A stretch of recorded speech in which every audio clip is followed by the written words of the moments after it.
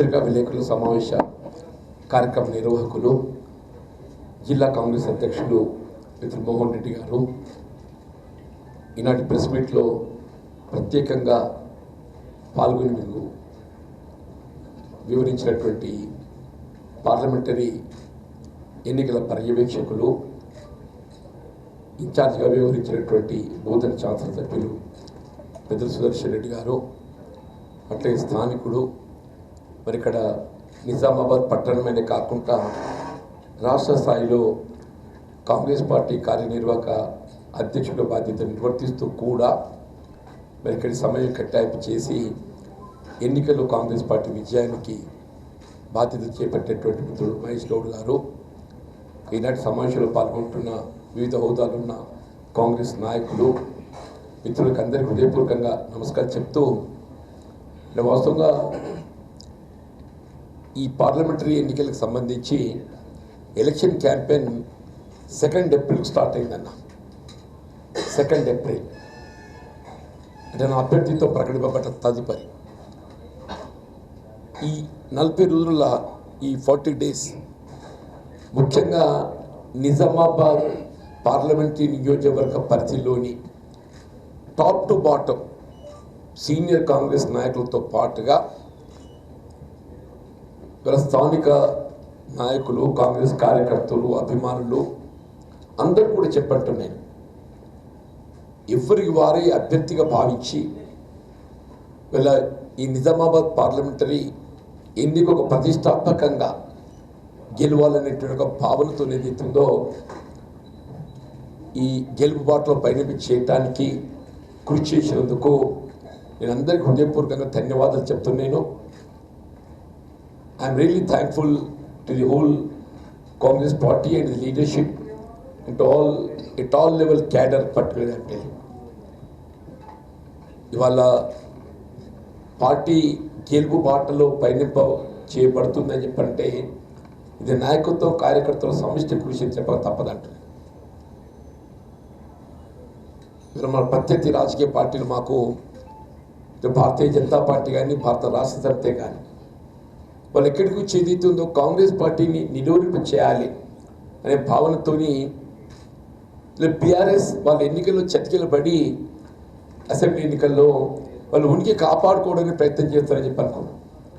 కానీ ఏమైపోయిందంటే వాళ్ళు ఎట్లా గెలవలేకపోతున్నామని చెప్పని భావనతోని కాంగ్రెస్ పార్టీకి ఏ విధంగా ఆటంకాలు సృష్టించగలుగుతామనేటువంటి ఒక ఆలోచనతో కుట్రపూరితంగా ఇవాళ భారతీయ జనతా పార్టీ ఒక మతతత్వ రాజకీయ పార్టీ అని తెలిసి కూడా దాని మద్దతు తెలిపే ప్రయత్నం చేయటం. ఇలా భారతీయ జనతా పార్టీ కూడా ఎదుగుతుందో పర్టికులర్లీ అంటే కేవలం రాజకీయ లబ్ధి కొరకు ఎదుగుతుందో ఏ రాజకీయ పార్టీ కానీ ఎన్నికల ప్రణాళిక అనేది ఇలా ఆర్థిక ప్రణాళిక ఉండాలి. రేపు ఎన్నికల్లో గెలిస్తే మేము ఏం చేయబోతాం, ఈ ప్రాంత అభివృద్ధి కొరకు నియోజకవర్గ పరిధి లోపలని చెప్పని ఒక ప్రణాళిక ఉండాలి.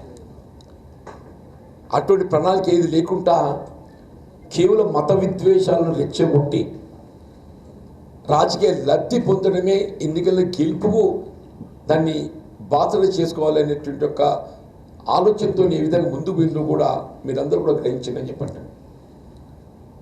ఏదేమైనా ఐఎమ్ రియల్లీ నిజామాబాద్ ఈ ప్రాంత ప్రజానీక మత సామరస్యానికి ప్రతీక అని చెప్పంటున్నాను. నిజామాబాద్ ఈ ప్రాంతం అంతా ఏదైతుందో మత సామరస్యానికి ప్రతీక అని చెప్పంటున్నాను.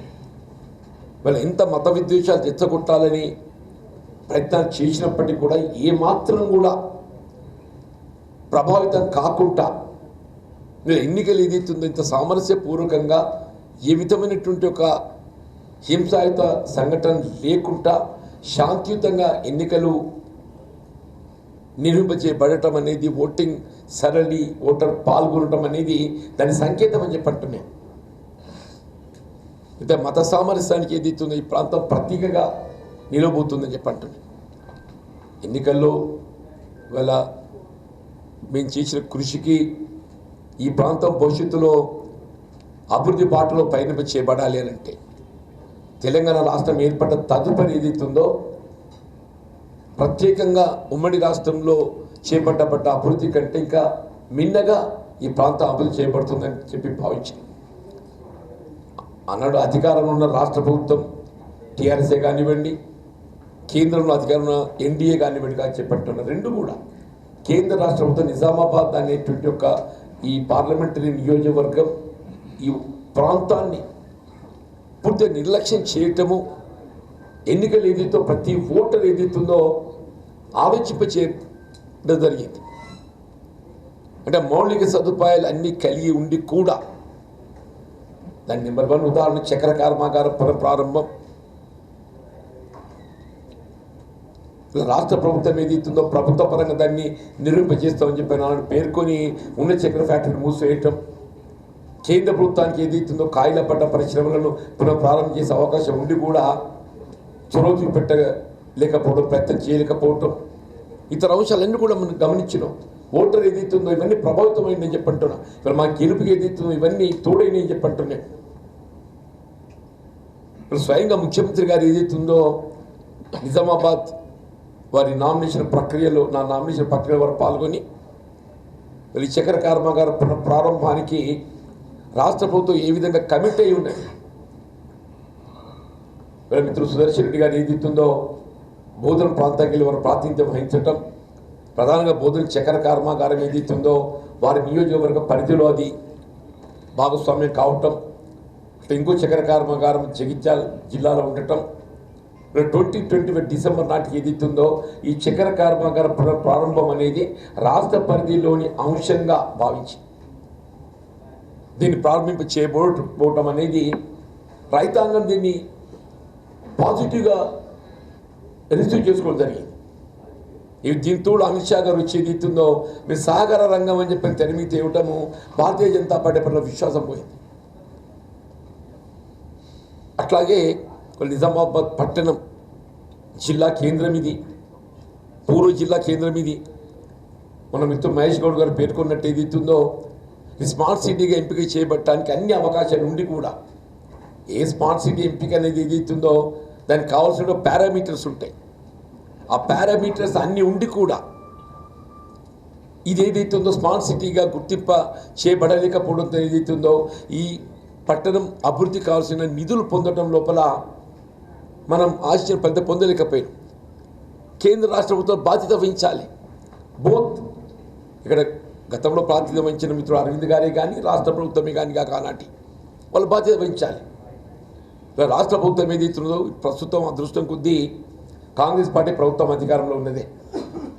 ఇక్కడ ఉండే పారామీటర్స్, ఇక్కడి జనాభా కానీ, నగర వైశాల్యం కానీ, ఆదాయ పరిమితి కానీ ఇవన్నీ కూడా పరిగణలోకి తీసుకొని రేపు రాబోయేటువంటి ఒక ఈ ఆర్థిక సంవత్సరంలో రాష్ట్ర ప్రభుత్వంకి వెళ్ళి నివేదికలు కేంద్రానికి నివేదిస్తూ, రాష్ట్ర ప్రభుత్వంకి వెళ్ళి నివేదికలు కేంద్రానికి నివేదిస్తూ పట్టణాభివృద్ధి శాఖకు ఈ స్మార్ట్ సిటీగా ఎంపిక చేయించబడటం అనేది స్వయంగా ముఖ్యమంత్రి గారు పేర్కొన్నది. ఈ ప్రాంత ప్రాతినిధ్యం అని చెప్పంటున్నాను. అట్లాగే ప్రభుత్వ పరంగా విద్యా సదుపాయాలు మెరుగుపరచడం, సాంకేతిక విద్యా కళాశాల, ఇంజనీరింగ్ కళాశాల కానీ, మహిళా డిగ్రీ కళాశాల కానీ ఇట్లా అన్నీ కూడా ఏ దశాబ్ద కాలం ఈ ప్రాంతం నిర్లక్ష్యానికి గురి కావడం జరిగిందో, మళ్ళీ ఈ పార్లమెంట్ ఎన్నిక రిజల్ట్ మేము ఆశించిన ఫలితం పొందడం ఒక అంశం. 100% we're going to win with over 1 lakh majority మా పెద్దలు పేర్కొన్నట్టు. అట్ ది సేమ్ టైం రాష్ట్రంలో కాంగ్రెస్ ప్రభుత్వం అధికారంలో ఉండటంతో ఇవన్నీ కూడా మా బాధ్యత అయిపోయిన వల్ల ఈ అంశాలైతే మేము పార్లమెంట్ ఎన్నికల్లో లేవంతం జరిగిందో ఆ అంశాలన్నీ కూడా సమకూర్చబడటం మా బాధ్యత అయిపోయిందంటే ఇవాళ మేము ఈనాటికైనా నిజామాబాద్ ఇవాళ పార్లమెంట్ నియోజకవర్గం ఈ ప్రాంతానికి కాంగ్రెస్ పార్టీ ఉమ్మడి రాష్ట్రం నుండి కూడా ఇవాళ ఆనాటి ఉమ్మడి రాష్ట్రంలో తెలంగాణ ప్రాంతానికి ఇది ఒక దిక్సూచిగా ఉన్నది. ఉమ్మడి రాష్ట్రంలో తెలంగాణ ప్రాంతానికి నిజామాబాద్ జిల్లా ఒక దిక్సూచిగా ఉందని చెప్పంటున్నా. శ్రీరామ్ సాగర్ ప్రాజెక్ట్ ఈ ప్రాంతంలో మనం నిర్మాణం చేసుకునే మనకు అవకాశం లభించిన గోదావరి నదిపై పోచంపాడు ప్రాజెక్ట్, మళ్ళీ ప్రాణహిత చేవల ప్రాజెక్టు అంతర్భాగమైనటువంటి 21 ప్యాకేజ్ సుదర్శన్ రెడ్డి గారు నీటిపారుదల శాఖ మంత్రి ఉండగా దాన్ని పూర్తి చేయాలనే సంకల్పంతో ఎంత ముందు పోయినా కానీ 90% పూర్తి చేసుకొని కూడా ఆ 10% మిగిలిపోయి ఉన్నది.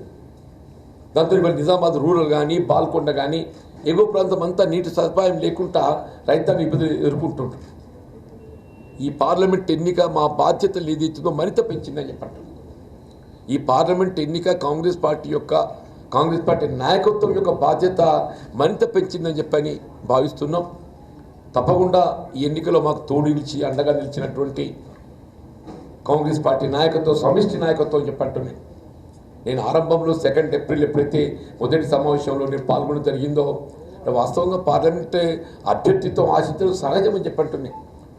అటువంటి అభ్యర్థిత్వం ఆశించినటువంటి మా మిత్రులు కూడా నాకు ఏదైతుందో ఇక్కడ అభ్యర్థి ఎవరనేది కాదు, అభ్యర్థి ఎవరైనా కానీ కాంగ్రెస్ పార్టీ గెలుపు ప్రధానమైన విధంగా ఏదైతుందో ఇవాళ నాకు తోడని కాకుండా కాంగ్రెస్ పార్టీకి అండగా నిలిచి వీళ్ళ కాంగ్రెస్ పార్టీ గెలుపు బాటలో పయనింప చేయటం అనేది నేను నాయకత్వాన్ని, కాంగ్రెస్ కార్యకర్తలను, అభిమానులను, ఈ ప్రాంత ప్రజానీకానికి నేను హృదయపూర్వకంగా ధన్యవాదాలు చెప్తున్నాను.